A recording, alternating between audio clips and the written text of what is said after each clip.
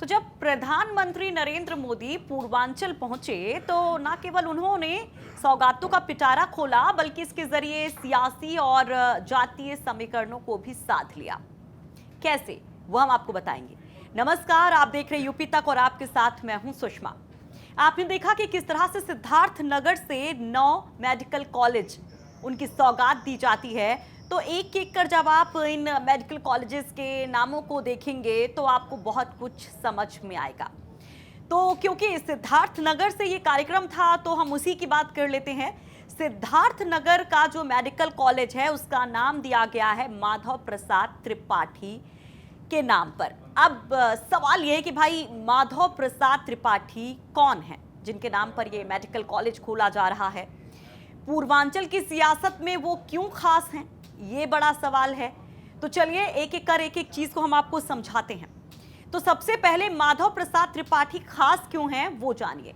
पूर्वांचल की सियासत में ब्राह्मण वोटर्स बहुत महत्वपूर्ण हैं, ये आप जानते हैं, और पूर्वांचल की सियासत कितनी महत्वपूर्ण है वो भी आप जानते हैं, वो हम आपको ऑलरेडी बता चुके हैं, समझा चुके हैं। तो दूसरी तरफ ये कहा जाता है कि भाई ब्राह्मण बीजेपी से नाराज है।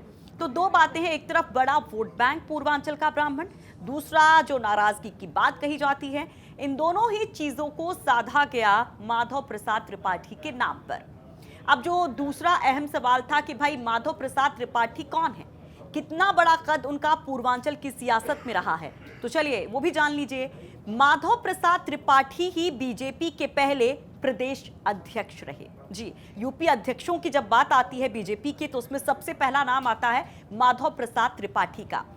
सिद्धार्थ नगर में एक छोटा सा गांव है तिवारीपुर, वहां पर ये त्रिपाठी जी, जिनको प्यार से लोग माधव बाबू कहते हैं, उनका जन्म हुआ था और सियासत शुरू की थी उन्होंने संघ के साथ। संघ के एक बड़े प्रचारक थे, जनसंघ के टिकट पर चुनाव लड़ते हैं, विधायकी का चुनाव, उसके बाद सांसदी का चुनाव और लखनऊ से दिल्ली तक का सफर, सियासी सफर तय करते हैं। तो आरएसएस प्रचारक से लेकर जनसंघ के संस्थापक सदस्यों में रहे माधव बाबू 1980 में बीजेपी के उत्तर प्रदेश अध्यक्ष बने थे। 1958 से 62 तक उत्तर प्रदेश विधान परिषद के सदस्य रहे। इसके बाद भारतीय जनसंघ के टिकट पर 1962 से 66 और फिर 1969 से 77 तक विधायक बने। विधानसभा में विपक्ष के नेता चुने गए और 1977 में डुमरियागंज से लोकसभा का चुनाव लड़ा और जीतकर दिल्ली पहुंच गए। जनसंघ के पूर्णकालिक प्रचारक रहे थे वो, और यूपी हाउसिंग डेवलपमेंट काउंसिल के अध्यक्ष और कई कमेटियों के सदस्य रहे। तो ये रहा उनका सियासी सफर। लेकिन जो सबसे खास बात थी कि पूर्वांचल में माधव बाबू की स्वीकार्यता कितनी ज्यादा थी, वो इस सफर के जरिए आप समझ सकते हैं। जब भी पूर्वांचल में बड़े ब्राह्मण नेताओं का जिक्र इतिहास में हो चाहे अभी वर्तमान में हो, तो माधव प्रसाद त्रिपाठी बहुत महत्वपूर्ण हो जाते हैं। लेकिन एक बड़ी पीड़ा यहाँ के लोगों के बीच में देखने को मिली। जब इतना बड़ा अनाउंसमेंट होना था, इतनी बड़ी सौगात मिल रही थी, तो हमारे सहयोगी वहाँ तिवारीपुर गांव पहुँचे जहाँ से माधव प्रसाद त्रिपाठी थे।